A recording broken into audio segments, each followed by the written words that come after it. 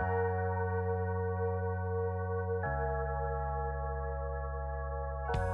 everyone, welcome to the third and final part of me preparing for my upcoming group show, and we are in the final stretch. Last video was the third and final large paintings, and so now in this video we're going to be working on the smaller paintings that are going to go into the show. So this is the panel for one of the smaller paintings, and this is the study that I have, and I'll break down how I made the study probably now.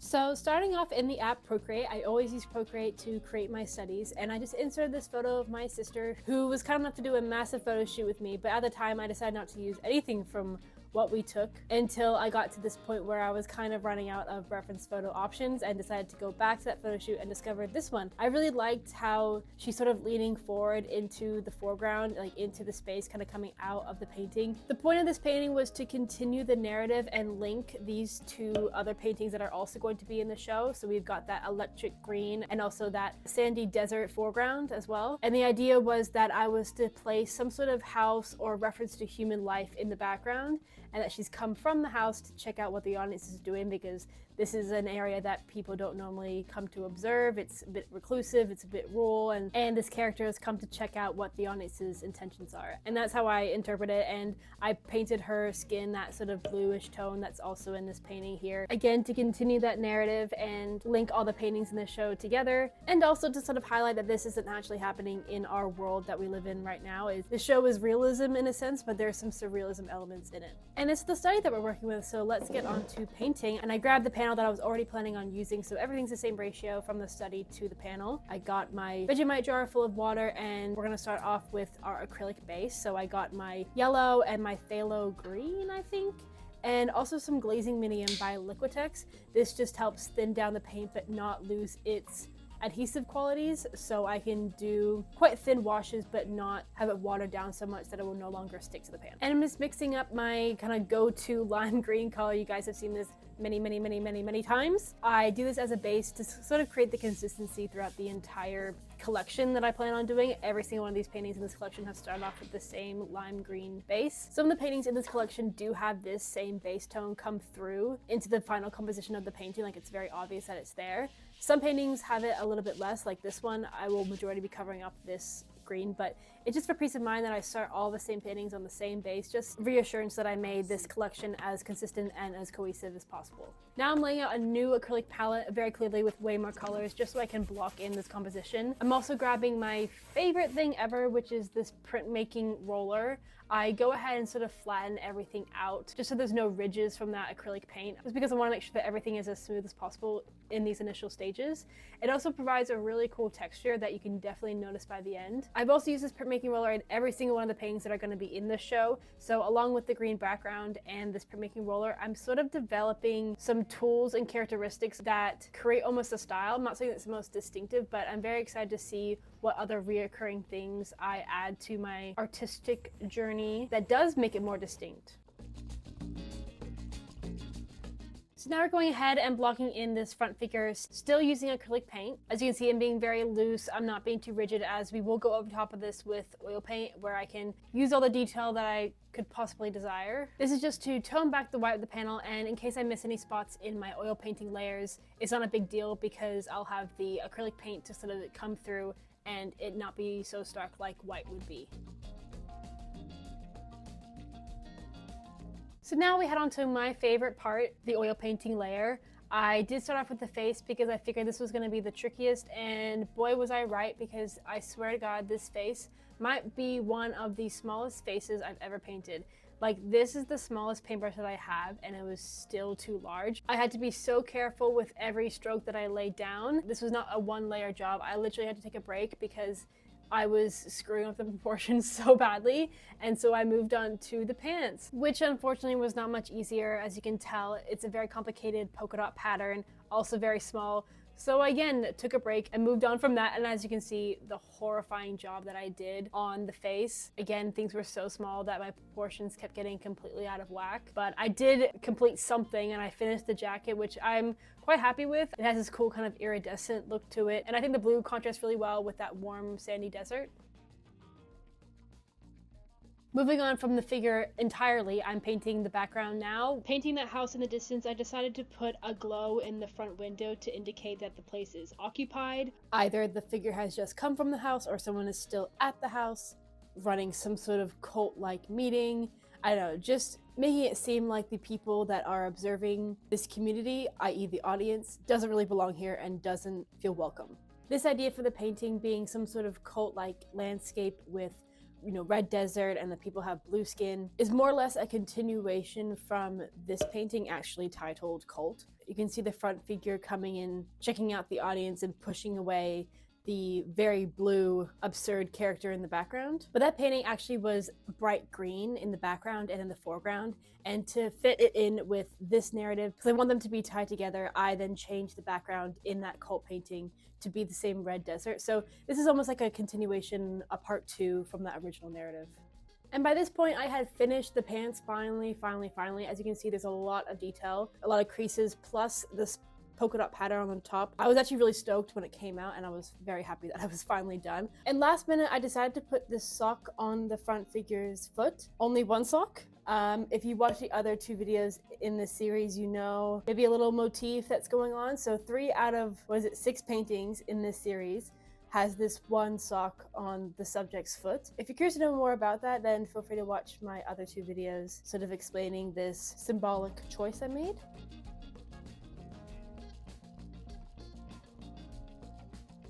So wrapping up this painting now, as you can see, I completed the face off camera. I just could not do it a 3rd time on camera. It was way too stressful. So I finished it off camera, put some stars in the sky, and actually decided to remove the house in the background. Now, I literally spoke about how much the house in the background contributes to the narrative, but perspective-wise, it was really, really off, and I decided it's probably better just to leave it out of the picture. In another painting, hopefully I'll bring it back because I still really like the idea. Finishing up now on the final stretch of this painting, adding some details to the foreground. You can actually see the model herself in the background, probably wearing the same exact pants that I just spent hours and hours and hours painting. So it was a little bit tricky when she walked into the room. I'm glad she was here for the final result, and this is the painting. I have called it Dream Fever. It's sort of a flip on Fever Dream, but it's so much of a fever dream that it's backwards. Kind of stupid, but that's what I decided to call it. I think in terms of skills, and flashing back to the original idea for this painting called Cult, it is a huge improvement. In my opinion, it's a lot more polished. So overall, really happy with this one. And now let's move on to the second out of the 3 paintings that are going to be in this video. But actually, before we start painting, I needed to walk you through how I made the study. So as you saw, I decided I was going to use a square canvas. So I got the dimensions up in my app Procreate, inserted a photo of no one in particular, and removed the background because I wanted to put in this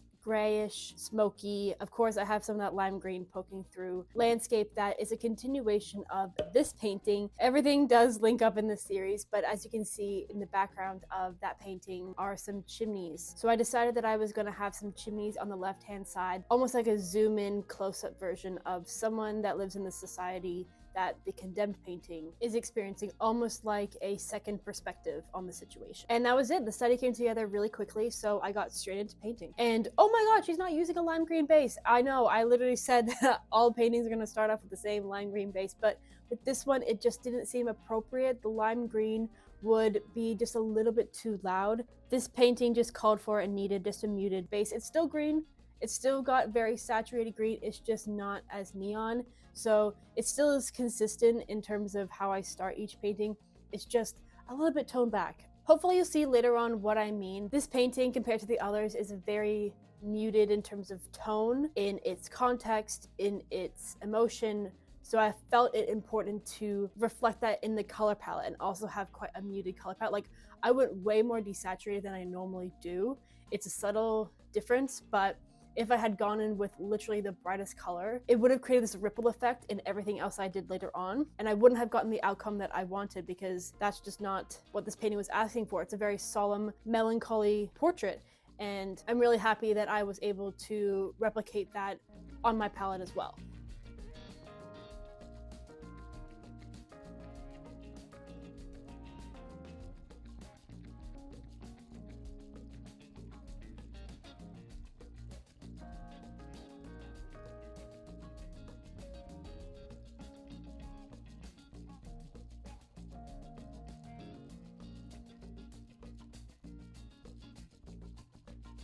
And as you can see, guys, we're painting stripes again. Yay! If you saw the last video, or any video that includes me painting stripes, because there are a few, there's a lot. I have painted stripes many times, and I still am yet to have a positive experience. Every time I paint one stripe that's subtly incorrect, it makes every other stripe also incorrect, and I actually never know if it's fully 100% right. So you might be like, Saskia, why are you painting stripes if you don't actually like painting stripes? I love the look of stripes so much that I'm willing to go through all of that. This, like I was saying during the study, I wanted it to be a continuation from this character in the condemned painting. Now, they're not the same model, clearly, so it may not be actually her. It might be a different perspective, a different character, but I just wanted to tie in the stripy t-shirt somewhere else in the series because it appears nowhere else. So I did paint the t-shirt again to again have consistency.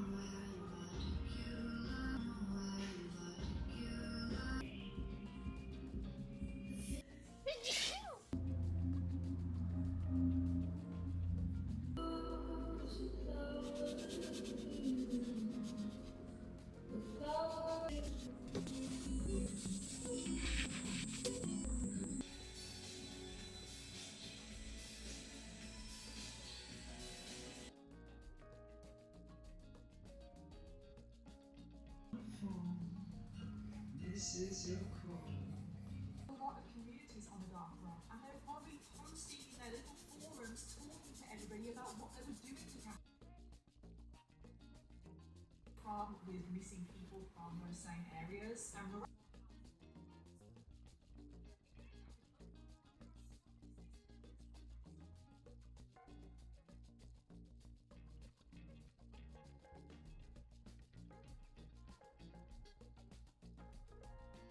Mattise Acrylic, your most powerful combination of ibuprofen and paracetamol, provides the 30%. You are in the same way. I'm still here.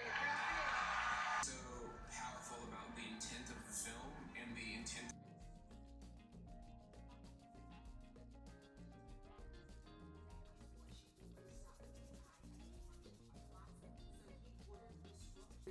Oh, okay. Thoughts were made. Britney's a bad.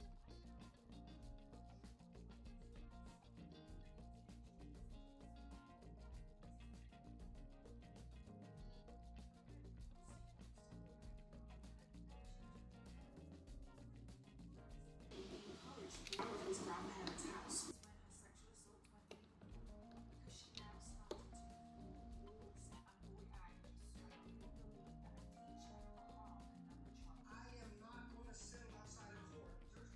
So this is guilty until proven innocent. Again, a little flipperoo of the traditional innocent until proven guilty. It sort of defines her as being guilty first. I have to say this is probably one of my favorite paintings I have ever made. I didn't really talk through the process like I normally do with my videos, just because with this particular one, I had such a good time with this painting.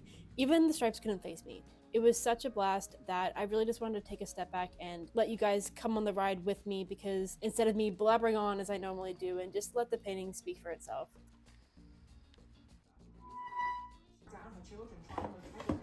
And now we're moving on to the third and final painting for this video. We've got quite a long and thin composition today, so I decided that instead of doing a full portrait or a full figure, as it would just be way too small, I decided to do a really close-up shot of the eyes, quite cinematic, as this format is quite a cinematic ratio. So I just sketched in what I was thinking of, sort of having the eyes look off the other side of the panel, and there's some, of course, lime green in there, on the left-hand side. So I inserted a photo of no one in particular to lay over the drawing, and I kind of mashed the drawing and the reference photo together. So I'm just playing around with the brushes on Procreate. I'm also removing some of the drawing, removing some of the photo, adding back some of the drawing, adding back some, like just going back and forth, just mucking around basically on Procreate, which was really fun because this is my last painting I was going to make in this series. So I decided might as well have fun with it, keep it loose. Just gave myself very loose guidelines. Usually when I make a study, I make the painting exactly like the study, but with this, I didn't give myself any rules. It wasn't a super thought out study, so it was really gonna come down to what I created on the panel. So I already had toned my panel with that lime green color previously, so I just went straight in with laying out my colors that I was going to use in my acrylic base. As you can see, there's a lot. Gave my panel one quick final sand to make sure that it was as smooth as possible, and then went in and started sketching it out. And I told myself to keep it loose, keep it loose, keep it loose. I wanted there to be a lot of brushstroke texture. I just gave myself a very loose direction and guideline when it came to my study. The rest was gonna be up to my painting self to figure out, which was really fun and freeing, and I think exactly what I needed to end off this whole experience. Like I said, this is all in the acrylic base stage, so everything that I'm using right now is acrylic paint. I do recommend people trying out an acrylic base first and then going in with oils at least once. For me, it's super freeing as I can just plonk on whatever color, whatever shape that I want, and I can cover as much as I want with the oil. Like it's completely up to me. I can leave as much as I want, I can take away as much as I want. Because sometimes I get a lot of comments being like, you can't mix oil and acrylic together, and no, you can't, but if you use acrylic paint first and let that fully dry and fully cure, you can put oil on top of it. You can't do it the other way around where you use oil paint as a base, let that dry and then put the acrylic on top. You can't do that, that won't mix. I mean, you could try, but it won't really adhere properly. So you can do it this way, which is acrylic first, oil second. And what the acrylic base allows me personally, and my approach to painting does, is it allows me to be really quick and free with my paint strokes, with the texture I can make with the roller, all in one session, because oil paint takes a very long time to dry. I wouldn't be able to do all of this in one session. So with that, I can then go on top of it with oil, which is what I'm doing now. This is oil paint now. I can still have that texture that I created in my acrylic stage, but then just render it out and make it a little bit more realistic on top of it. But as you can see, my aim was to have certain features of the face, specifically the nose, come out and like pop off the panel because it's being compared to this messy acrylic base. So it in turn looks more realistic because it's being compared to a very non-realistic base, and then you have these pops of realism, and in comparison it looks way more realistic than it actually is. I don't know if that makes any sense, but basically if I have a panel that's completely from edge to edge hyper-realistic, every corner of that painting is hyper-realistic, the viewer has no point of reference for them to realize how realistic it actually is, if that makes sense. But if my realism painting has some crazy abstract acrylic based texture, it then makes that realism stand out even more because it has that point of reference for the viewer. That's why if I'm putting a landscape or anything that's not the subject in my work, I'm making it as abstract and as painterly as possible because I want that point of reference for the audience to have. It's almost tying two worlds that normally were very polar opposite. If we're speaking historically, we've got abstract expressionism and also traditional realism, and typically they didn't go together. One was in protest of the other, so it's cool now that we're in an age where we can tie the two and I'm not getting screamed at. But back to the paintings. So you may have noticed, or maybe you didn't, in the other two paintings I completely removed the eyes of the figures, but with this one, the eyes are such a focal point, I didn't think it appropriate to completely remove the eyes. I wanted there to still be a sense of direction, leading the eyes to the left-hand side like she's looking outward or that she's lost. So I had to keep the eyes. So I decided to make the right-hand one this really gross, fleshy, bloody looking color. And then the left eye, I have done this thing with some of the eyes in the past. I remove the pupil and make a blue film almost around the eye. Some people say that she looks blind. I sort of do it just to add a pop of color and also to remove a sense of direction of the figure. The viewer doesn't know where the figure is looking. It just makes things a little bit more ambiguous, a little bit more mysterious. It was also a way for me to tie in this painting. You may notice that the same eye has that blue film over it. This small painting is actually a continuation from this painting called Relief. I intend this to be the exact same character, and just to continue the storyline, I wanted her to have a conclusion to where she was falling in the first painting, and this for me is that she's hit the bottom of wherever she was falling and is now looking around all lost in the dark. So this is me adding the stars that you can also see in the first painting. So like I keep saying, everything is tied together, and that's what I love about painting and painting a series in particular. I love that the narrative continues and that links are made and that people have their own interpretation as well.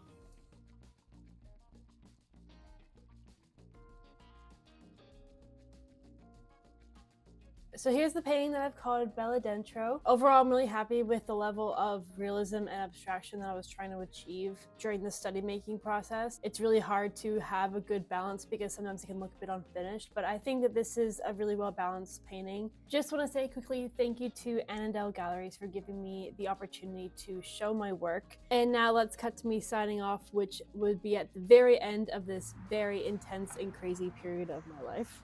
Okay everyone, we are officially done with absolutely everything. I am so excited for this show, but I'm also very excited that it is done. I'm very grateful for the opportunity, but it's been very hectic, making sure that everything is absolutely perfect, like so many little touch-ups with all of the paintings. I'll flash on the screen now all of the 6 paintings that I'm going to be including in the show, but let's just focus on these 3 paintings now because that was this video. This one is my personal favorite just because it's got everything that I like. It's got a big face, it's got the stripes, which I don't like to paint, but I like the end result of. It's like a continuation of narrative from the other painting, so is this one, and this one's kind of a continuation from the falling one. So they all link together in some way, which I really tried to keep at the forefront when I was painting because I want people to walk into the show and like see a story and try and connect the dots on what is actually happening. I probably given my opinion on all of these paintings throughout, so I don't really have much to say. This has been an incredible experience. Making a show completely on my own terms, exactly how I want it to be, has just been the privilege of a lifetime, so I'm so grateful for it. I'll never forget this experience. Let me know your favorite of these 3. You can include the cult one if you think that one is better. And with all that being said, guys, thank you so much for watching, and I will see you in the next video. Bye.